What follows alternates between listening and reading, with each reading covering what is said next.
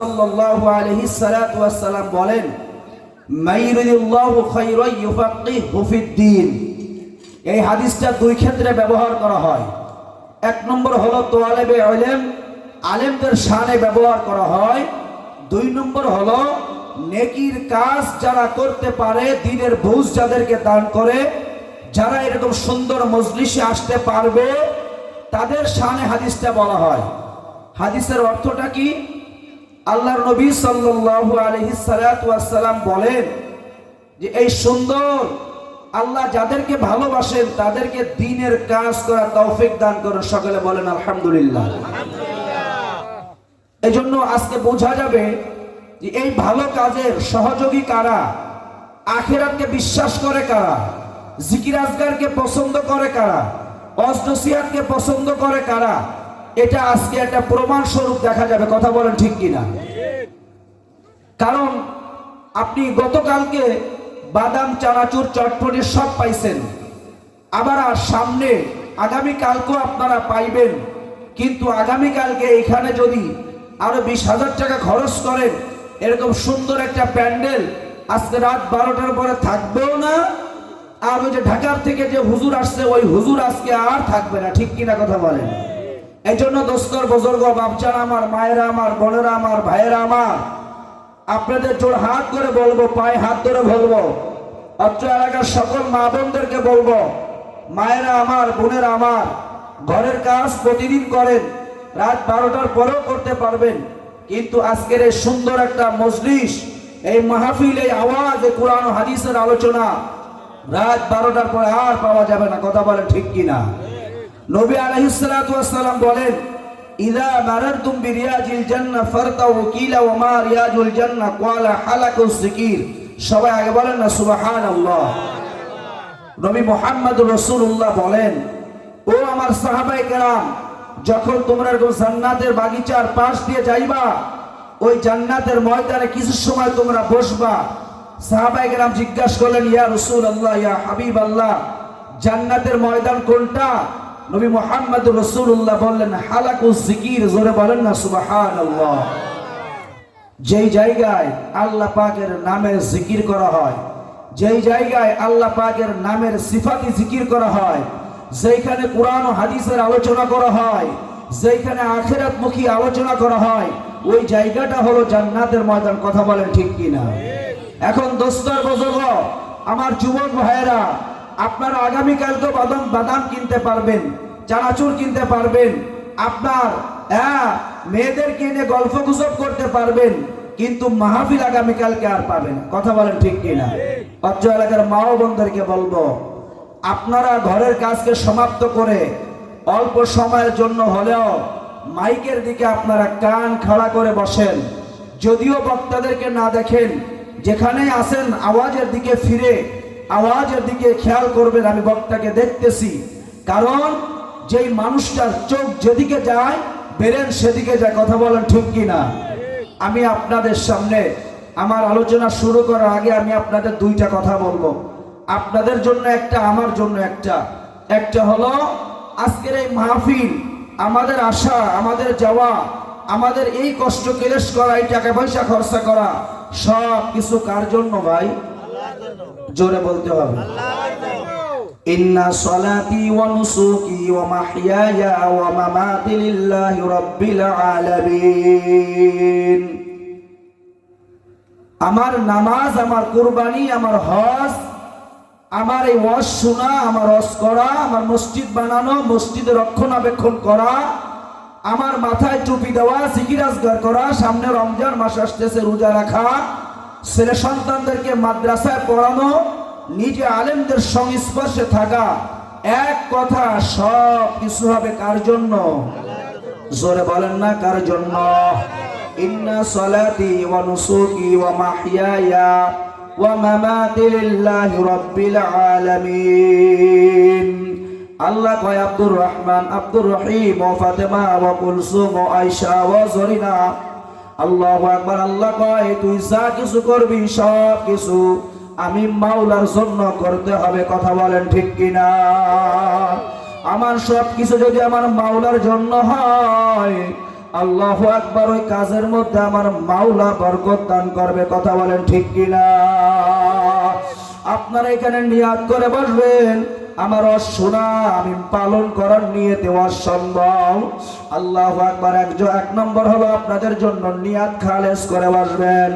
নবী মুহাম্মদুর রাসূলুল্লাহ বলেন, ইন্নামাল আমালু বিন্নিয়াত, যার যত পুক্ত নিয়াত হবে, খালেস নিয়াত হবে, আল্লাহ পাক রব্বুল আলামিন সেই নিয়াত অনুযায়ী তাকে ফল দান করবে। কথা বলেন ঠিক কিনা?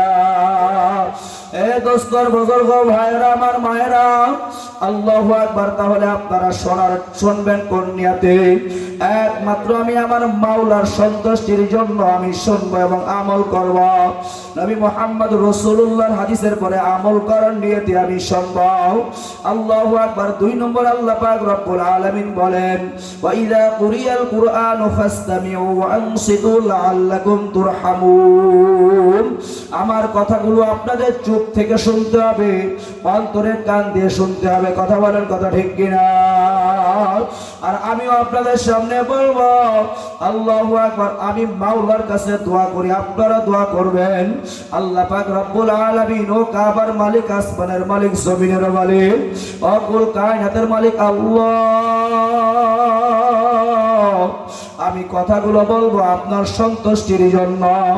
মাওলাই কারীম এমন কিছু কথা আপনি বাহির করার তৌফিক দান করে দেন, যে কথাগুলো বলার কারণে, শোনার কারণে, বলনেওয়ালা শুননেওয়ালা, আল্লাহু আকবার, এই কথার কারণে যেন কাল কিয়ামতের ময়দানে আল্লাহু আকবার হাসতে হাসতে কাঁধে কাঁধ মিলিয়া আমরা সব ভাই যেন জান্নাতে যাইতে পারি। বলেন আমিন।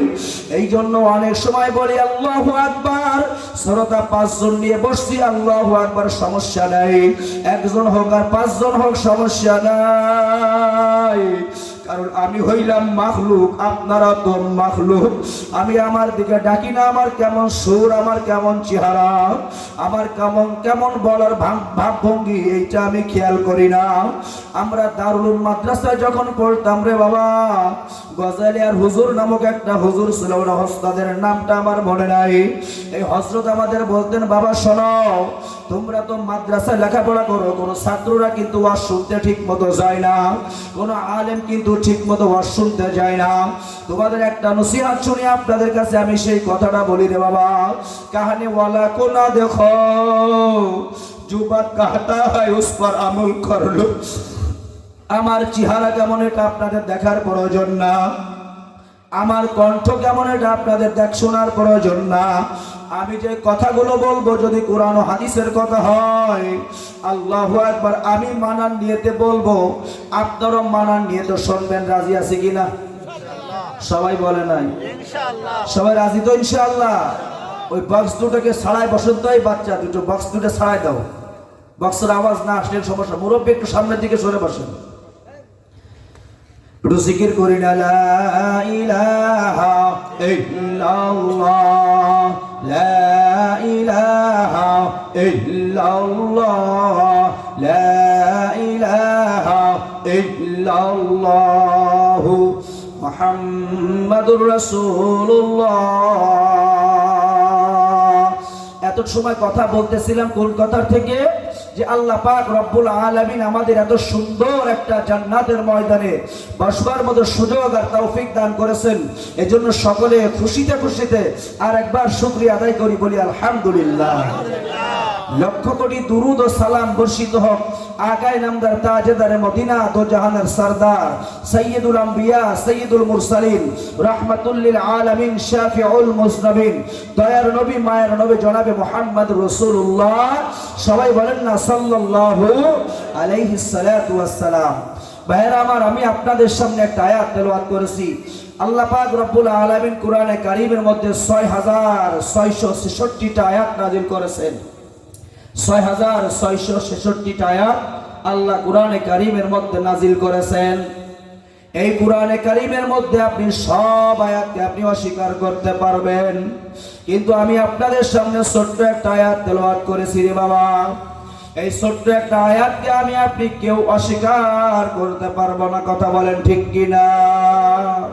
আল্লাহ পাক রব্বুল আলামিন বলেন কুল্লু নাফসিন যায়িকাতুল মাউত সুম্মা ইলাইনা তুরজাউন। ছোট্ট একটি আয়াত, কথা বলেন ঠিক কিনা? কথা কয় না? আমাদেরকে আল্লাহ পাক রব্বুল আলামিন দুনিয়ার মধ্যে কেন পাঠাইছেন? আমাদেরকে আল্লাহ পাক রব্বুল আলামিন দুনিয়ার মধ্যে পাঠাইছেন আল্লাহ পাকের শুধু ইবাদত করার জন্য। ওয়ামা খালাকতুল জিন্না ওয়াল ইনসা ইল্লা লিয়াবুদুন আই লিয়ারিফুন।